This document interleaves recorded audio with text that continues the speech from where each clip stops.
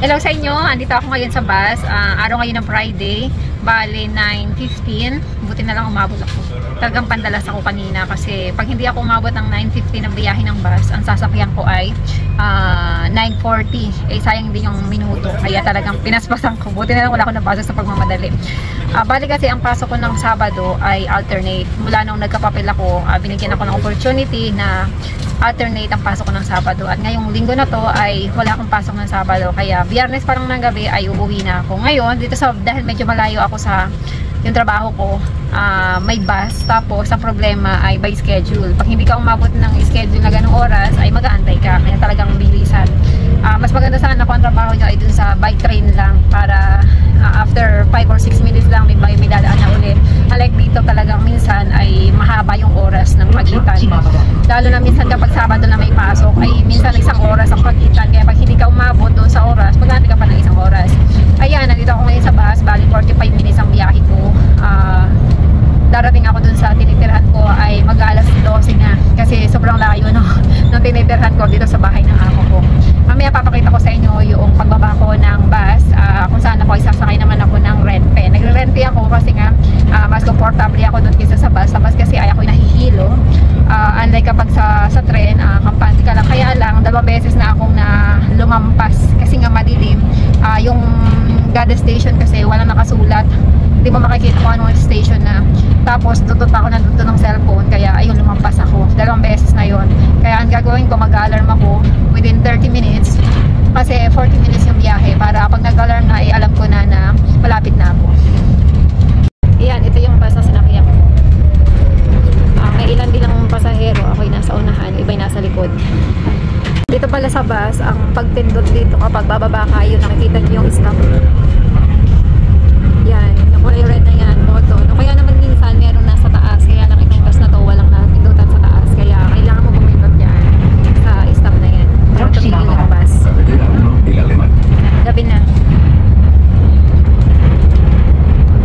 Dito nga pala ay merong application na pwede nyo i-download para malaman nyo kung anong oras ang biyahe. At titingnan natin dito sa Renfe. Ayan. Kung anong oras ang sakay ko. Ayan. Titingnan nyo kung saan kayo sasakay sa Chamartin na yun nasa taas. Tapos pupunta ako ng show train. Ayan ang oras ng biyahe. Hindi ko ito aabutin itong 25 minutes. Ang sasakyan ko itong C8 para mas mabilis. 40 minutes lang na biyahe, makakadating na ako dito. Sana abutin ko itong alas 10:15 para alas 11 ito na 40 minutes. Kasi pagdating ko maglalakad pa ako. Pindot na ako, malapit na ako bumaba. Muntik na.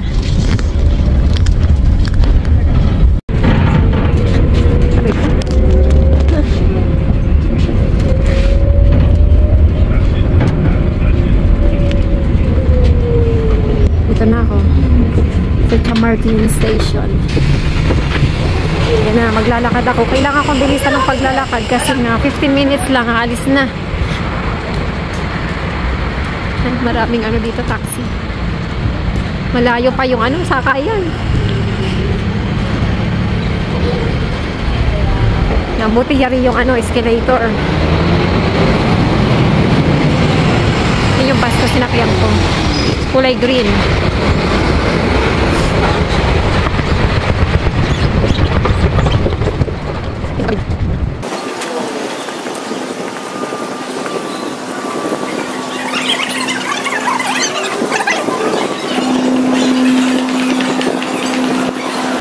Yan, may araw nakalagay. Ang sasakyan ko yung may nakalagay na Cercanías. Yan, Cercanías.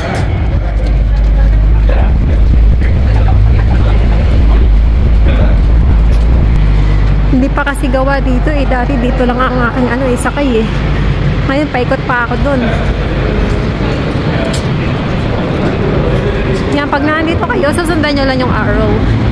Yan, nasa taas. Diretso lang.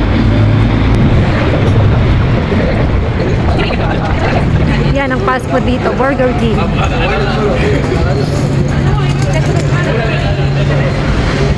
Meron dyan tigwa 1 euro na na burger. Layo ko pa.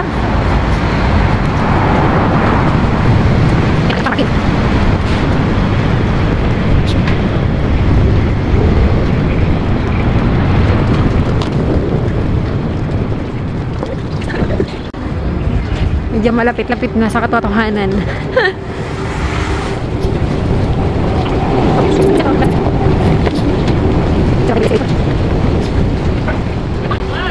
Ito na yung papasok sa may metro o kaya naman papunta sa may sakayan ng Renfe.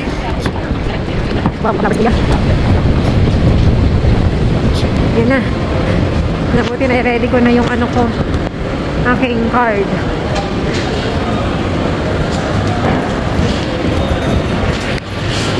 Yan. Ito yung papunta ng metro. Kung mag-metro ang tawag. Ito na ngayon sa Renfe.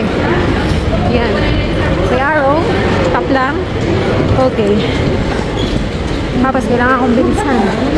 Kasi baka maiwan ako. Ito. Dito yung ano, yung tren. Yung pang malayo.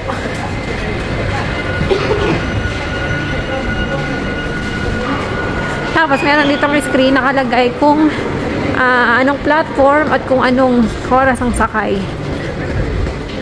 Pero kadalasan naman sa 10 eh. Kaya may number kasi dyan 5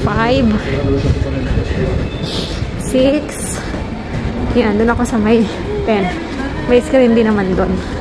Doon ako titingin.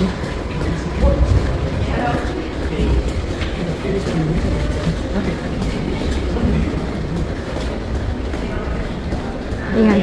Tingnan natin yung schedule ng sir ka. Oh, ayan. 10:15. Wala pa nakalagay. 9 or 10.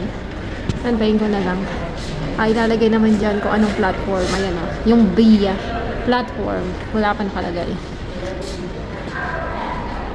Upo muna ako dito kasi napagod ako sa pagmamadali. Tapos sumakit yung ulo ko doon sa bus kasi nanood ako sa YouTube. Hindi talaga ako sanay nang nagsiselfone habang nasa bus. 8 minutes pa bago ilagay yung ano, kung anong platform. Pero kadalasan talaga yung platform 10. At dito muna ako, manood muna ako ng YouTube, magpahinga, maupo. Kasi napagod ako sa pagtatrabaho. Pandalas kasi ako para umabot lang dun sa bus. Ayan na, may lumabas na. 4 minutes, Sir Cedilia, tapos platform 10. Ayan na, platform 10. Ayan, tapos sakit na tayo dito.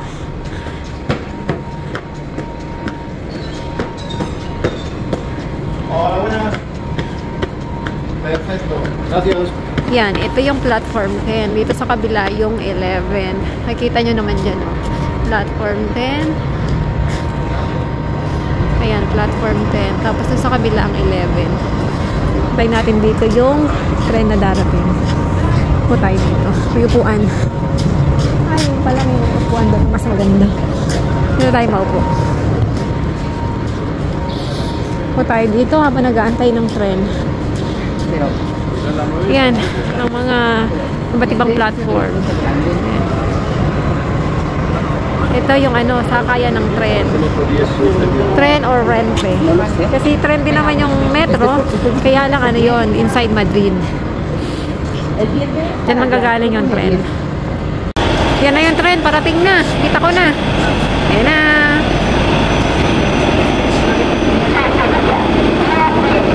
Ayan, narinig nyo? Sabi, Sir Cedilia, BIA 10. Yes, pala. Ayan, may nakalagay. Renfe. Ayan, may nakalagay. Renfe. Yun o, Renfe. Sakay na tayo. Yan. Dito tayo. Okay. Yan, yung ibang station kasi, madilim. Kaya hindi makita kung anong station na. Yan, nandito na ako, nakaupo. Antay ako ng 40 minutes sa biyahe dito sa tren. Tapos pagdating ko doon ay maglalakad pa ako bago ako makarating na sa tinitirhan ko. Ito na tayo. Nakababa naman tayo sa saktong location. Sa saktong lugar. Hindi ako lumampas finally. Dito na ako sa Villalba. Dami pa lang bumababa dito. Lamig. Madali na tayo.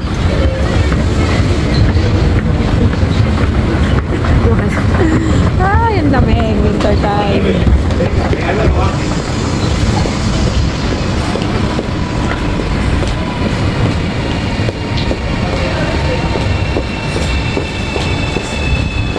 Kaya pag winter, sobrang lamig.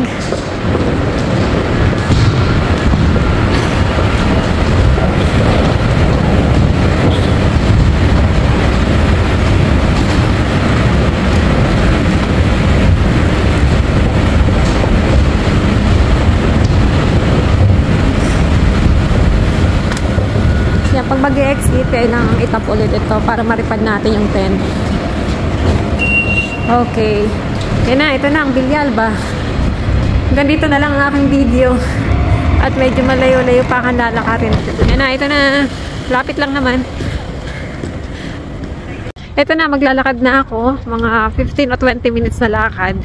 Hindi na ako nagpapasundo kasi nga hindi naman mayaman si Jowa para makatipid din. Nagpapahatid o nagpapasundo lang ako kapag kailangan talaga. Pero pag mga ganitong hindi naman makabilis, hindi naman nagmamadali at wala namang problema, wala namang bitbit na mabigat, ay naglalakad na lang talaga ako. Kaya ayan, hanggang dito na lang muna ang video ko at maraming salamat sa inyong panonood.